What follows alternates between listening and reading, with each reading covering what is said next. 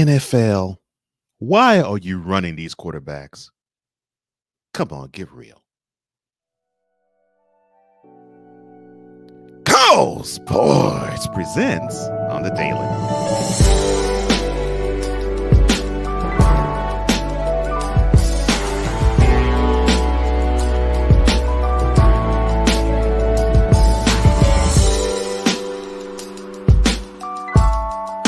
Well, how are you wherever you are? Cole Johnson is on the mic. Hopefully you're warm for this time period on the Daily on the mic, presented by Cole Sports. And it's Thursday. Let's see. So we did the list. We did Tone Deaf. We did Brown Sexual Confessions. Oh, yeah. Thursday normally means that we have to deal with a topic where we see something and we need to put a kibosh on this for certain reasons, right? So I'm debuting a segment that I don't think I've done yet. So this will be the premiere of this segment, the debut of this segment. And we're talking NFL quarterbacks. Not necessarily all of them, but some of them. You know, Kyler Murray, Lamar Jackson, uh, Josh Allen. Quarterbacks that not only have the ability to scramble and run, but they normally lead their teams in rushing. So I'm looking at how this is the case, and I'm thinking, there's something wrong with this picture because there are too many NFL quarterbacks who do this, and it's too many teams who are encouraging this. So the only thing I have to say about that to NFL teams is just this one thing. Chill out. Tell me. We gotta pause that.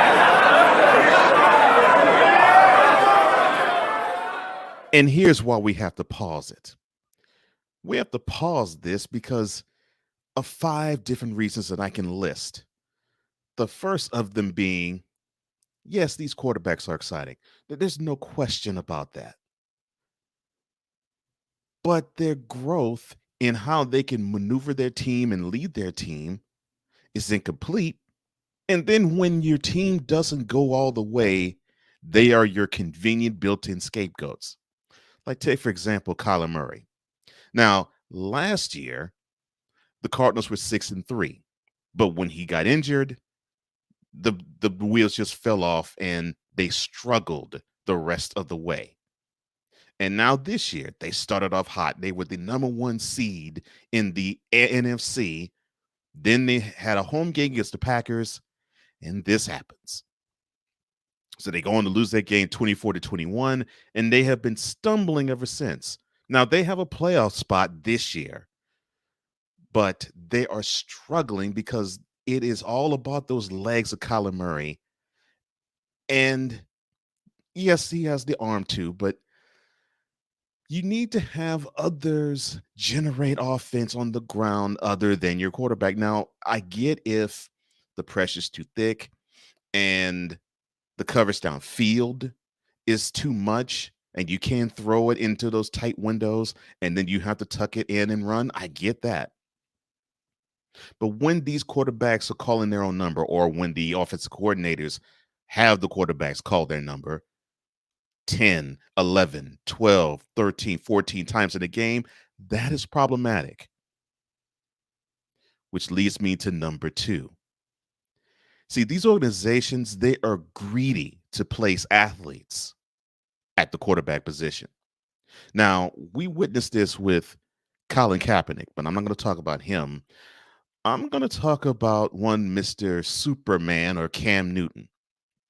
Now, he came upon the scene, had 2 400-yard games when he got into the NFL, and we thought, okay, well, it looks like we have something here. I think we have a quarterback who he has the build, he has the arm. Okay, this might be sort of like a Ben Roethlisberger, but a little more athletic and black. So he fast forward 5 years, he takes his team to the Super Bowl, gets an MVP, and we're thinking, okay, well, it looks like he may have turned the corner and he's probably going to be an NFL quarterback we're going to remember when we're old and say, yeah, man, he tore it up in the 2010s and early 2020s, right?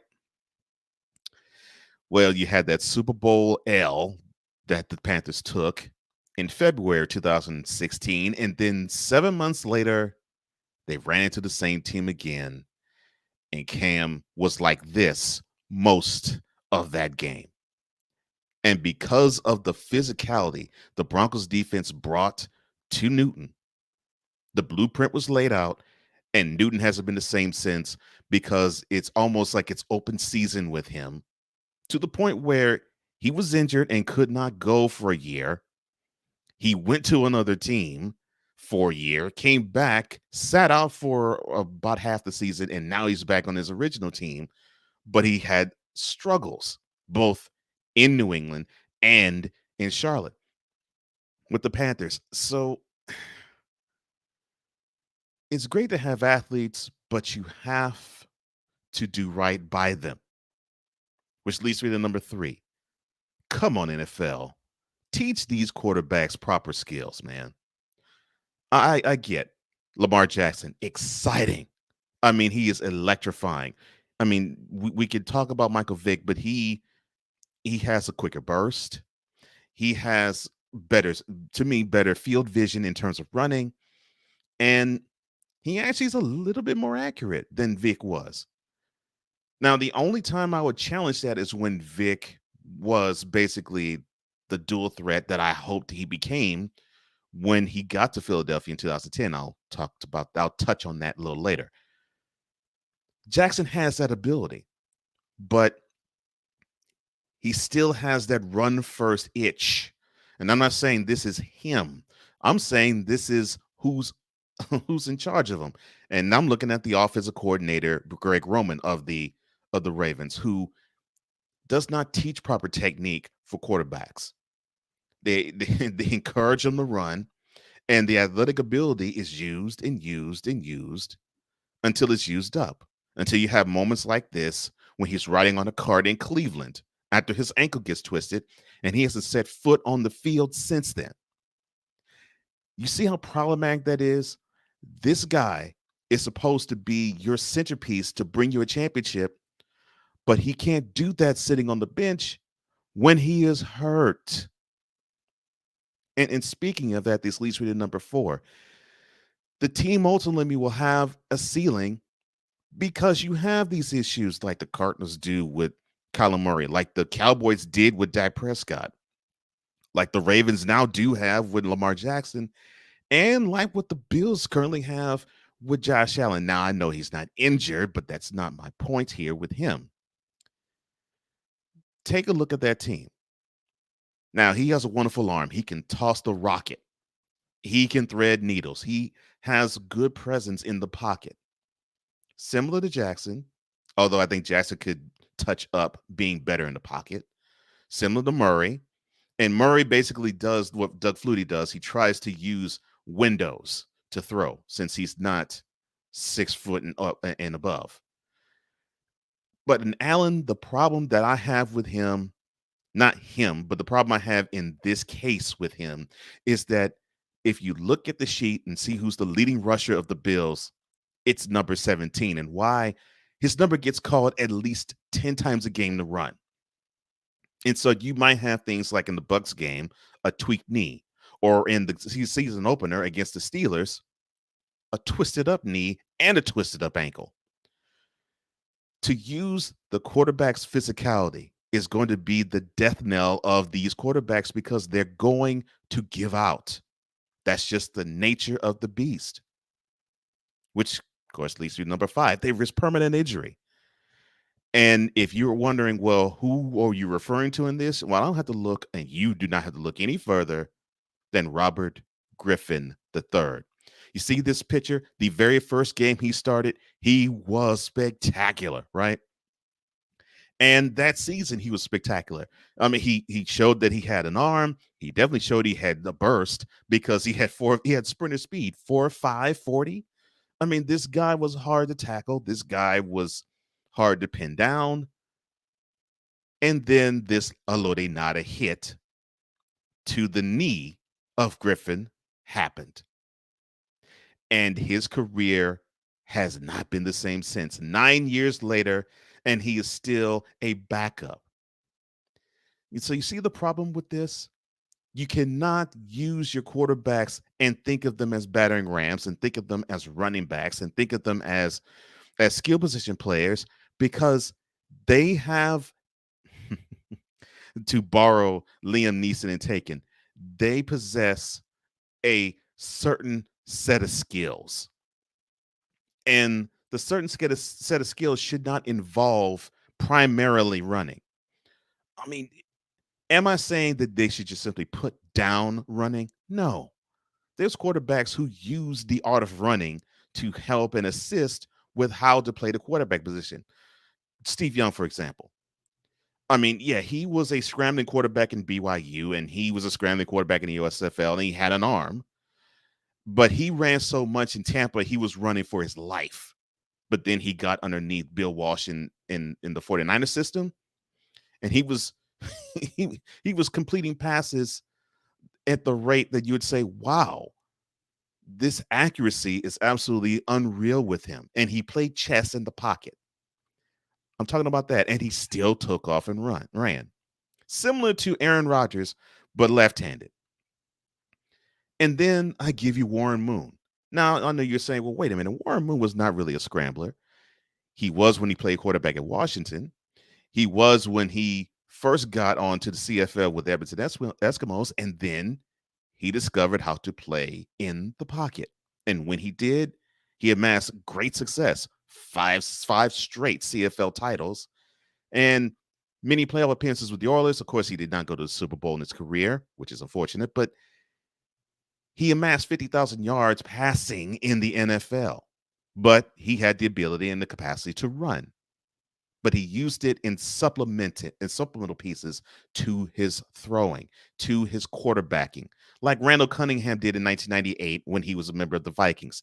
Now, when he was with the Eagles and earlier with UNLV, he was basically like what you saw with Colin Kaepernick. He ran all over the place and he was hard to hit. So that was something appealing. But the Eagles, as I said earlier, they had a ceiling. They couldn't get far with him in the playoffs. But that version got him MVP consideration and a 15-1 record for the Vikings, and they came very close to going to that year's Super Bowl. And then Michael Vick, probably the most electrifying quarterback I've ever laid eyes on. Virginia Tech, it was as if he was running back in quarterback clothing. And then with the Falcons, dynamic presence. And he showed that he had the wing. And it was frustrating to me to see that he had the ability to run and he had the ability to throw, but he just simply couldn't put it together. So, of course, I had a wide smile on my face when in 2010 he had the opportunity and he blossomed into that dual threat. He looked like the early version of what Aaron Rodgers became. And it was great to see. Now, we didn't get a chance to see it a little more because by that time, Vic was 30. Now, if Vic was 22 in doing that, imagine the career he would have had as an NFL quarterback. So to review, why is it foolish for these teams in the NFL to use their quarterbacks as running backs and have them be the leading rushers on their teams? Well, number one, yes, they're exciting, but they're incomplete and are built-in scapegoats when their team loses. The organization, they're greedy to place athletes at the position, thinking that it would be faster as a unit if they had an athletic quarterback. The NFL is not teaching these quarterbacks like they did 10, 20, 30, and 40 years ago. The teams who have these quarterbacks and they don't teach them, they ultimately have a ceiling. They don't get past it. And then they risk permanent injury. Their lives and their careers change. And it's heartbreaking to see. And that's why I'm looking at you, NFL, all 32 organizations, and say, if you want to have a running quarterback and not teach him how to play the position, chill. Tell. We gotta pause that. Now, if you like what you're seeing or you like what you're hearing, let me know. like this video, and comment below also, because I want to know what you like and I want to hear what you have to say. Don't forget, subscribe to this video and hit that notification bell so you can get updates as to when videos drop. Well, that's all my time. And thank you so much, VIP. I love you from the bottom of my heart. This is Cole Johnson. And all I got to say is this has been yet another installment of Cole Sports on the visual and on the daily.